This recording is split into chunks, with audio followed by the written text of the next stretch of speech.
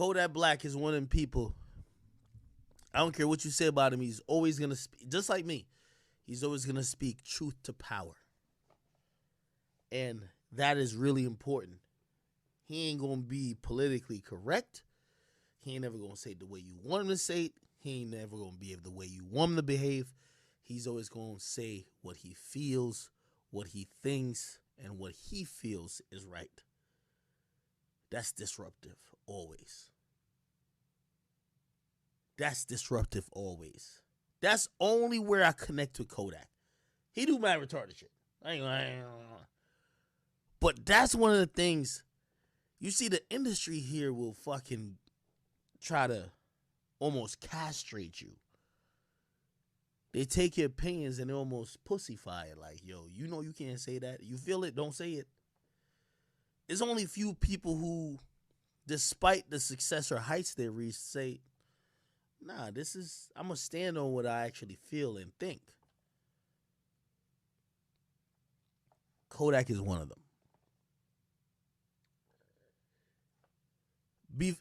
Again, this isn't about any other rapper. I'm just noticing how Kodak moves. I'm going to be honest with you. I don't, like, if I was Kodak and I wanted to get to the heights of heights, I wouldn't do half of what he does. But if I was somebody like Kodak who cared about speaking my truth, and I hate that term being real, but just being authentic to myself. I'm not saying everything what Kodak does. Some of what Kodak does might make sense. Let me tell you this. In this entertainment industry game that y'all are pretty much on the outside of watching, you'd be surprised at some of the guys you consider the realest niggas. They become puppets. They become neutered. And when I mean neutered, they don't say a motherfucking thing that disrupts their situation.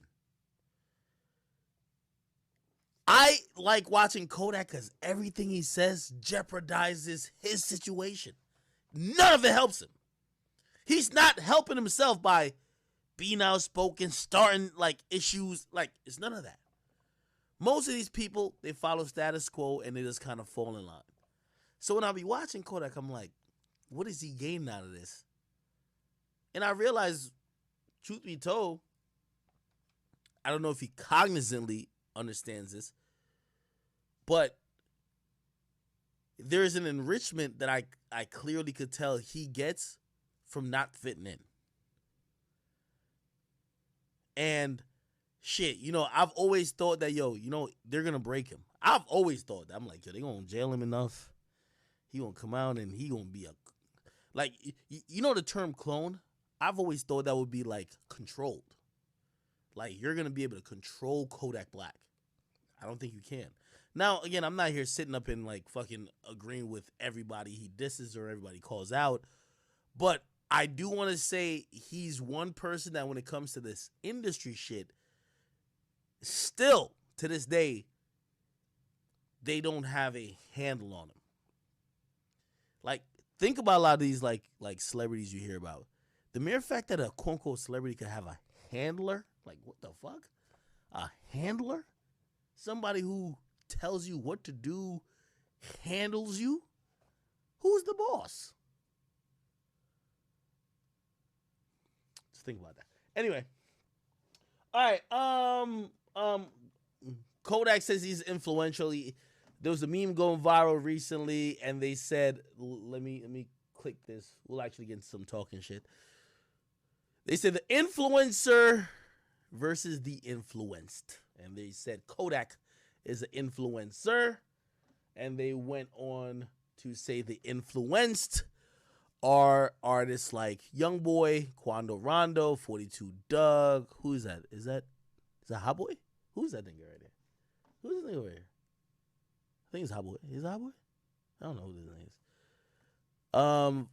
Pooh Shiesty. Who's this nigga right here? I know he's from Florida because he got that weird ass haircut. Who is this guy?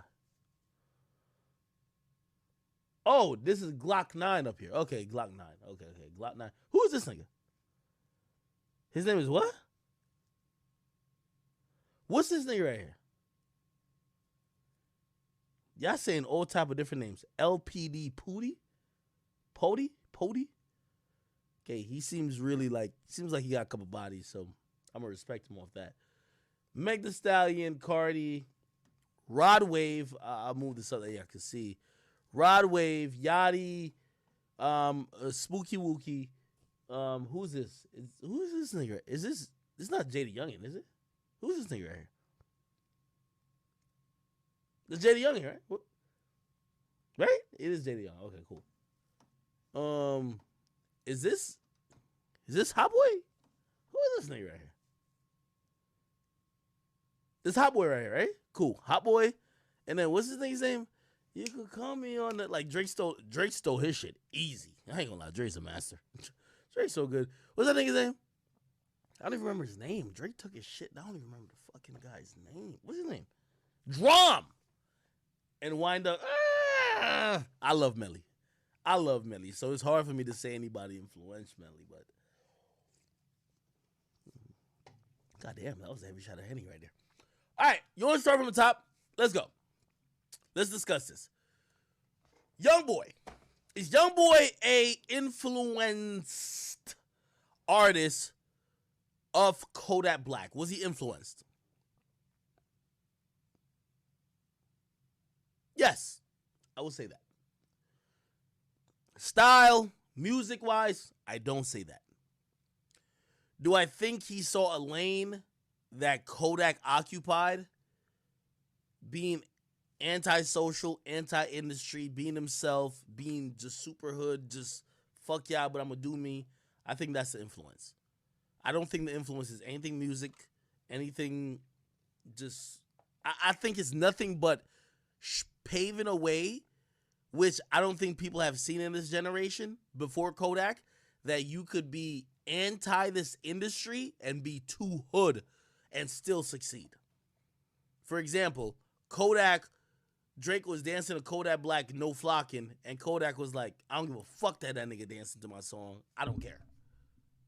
Wow.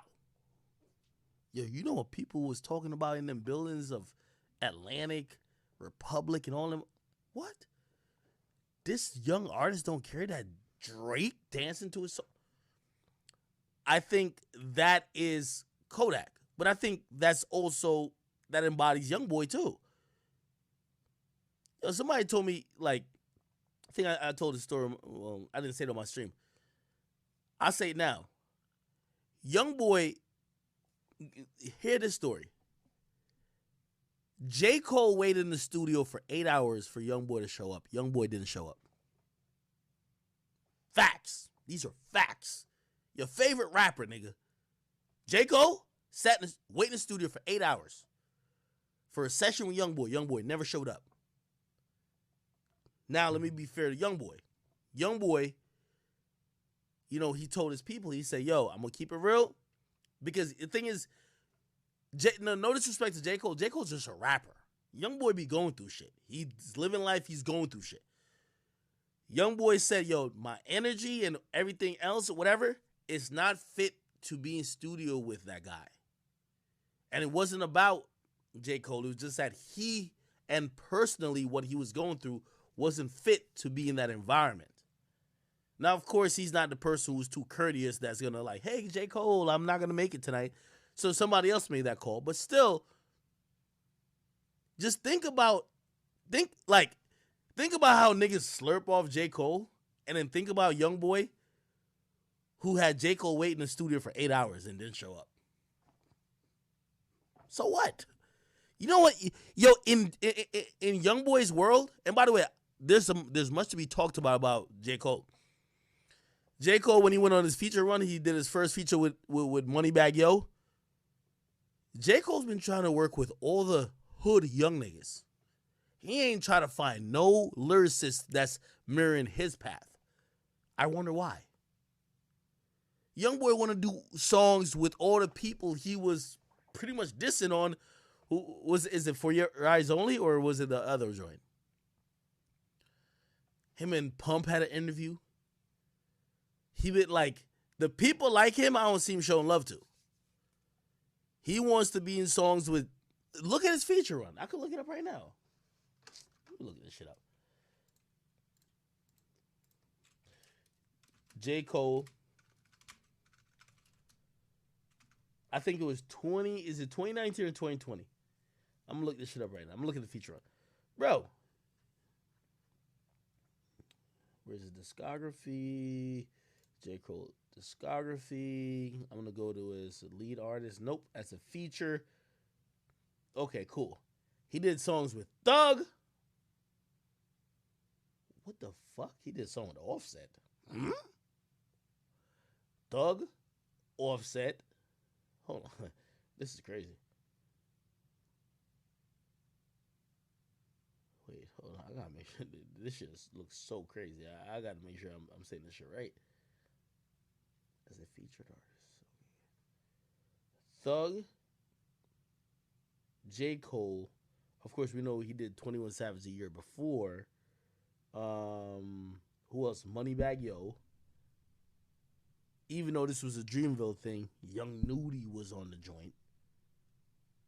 Again, for some reason, I think J. Cole fucks with these. Like, I think J. Cole personally doesn't like. You see, 1985, fans have painted J. Cole as like this anti-new nigga type of guy, but he's not anti-new niggas. I think he's like anti that clout chasing phenomenon rappers. He's not anti-new niggas. He's not looking for Wale to do it to do like 10 songs. No disrespect to Wale if he ever sees this. He's waiting in the studio for 8 hours for Youngboy. He's doing songs with Moneybagg Yo.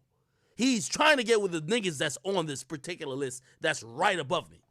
So again, I think that despite whatever message or what people might put on J. Cole's smart enough to know these niggas got it lit right now. Of course he want. Yo, Nicki wanted to do a song with Youngboy. You think J. Cole don't want to do it?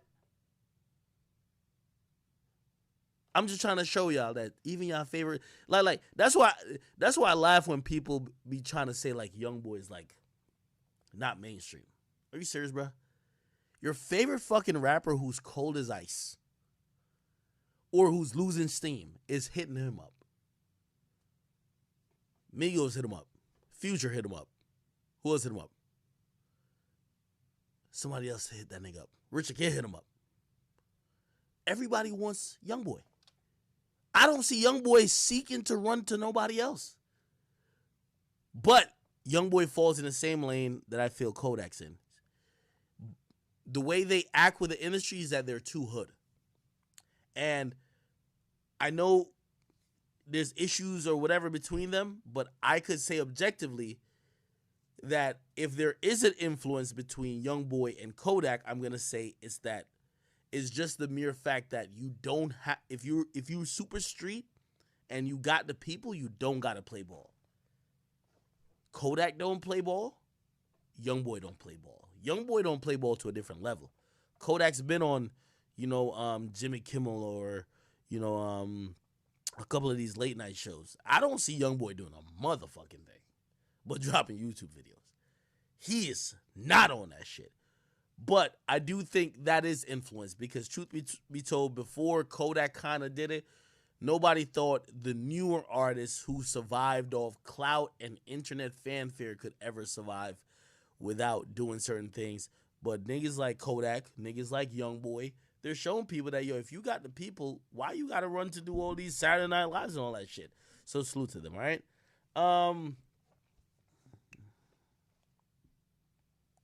Oh, shit, liquor splashed my eye. All right, anyway. So, going through this list, Youngboy, I'm going to say you're slightly influenced by Kodak based on how Kodak kind of kicked the door off being anti-industry and being too, remember, Gucci's an enigma for Gucci's generation. This new generation that survive off clout, social media, and all that type of shit, it's hard to be Gucci. Kodak came in that generation. 21 Savage did too. But Kodak almost epitomized I ain't fucking with y'all. I'm too gangster for this shit. and people still liked him. I think Youngboy took it to another level, so I'm gonna give vague influence from Kodak to Youngboy. That's where I'm gonna put it. Now, Quando Rondo. I don't know what the influence from Kodak to Quando is. I'm just gonna say Youngboy. I don't know what the fuck.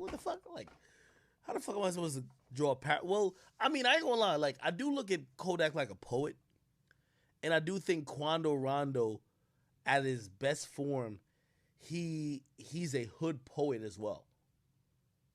Truthfully. So maybe there's some cross section there, but I don't know. 42 Doug, I'm gonna say easily. If you listen to Grace, it felt like that was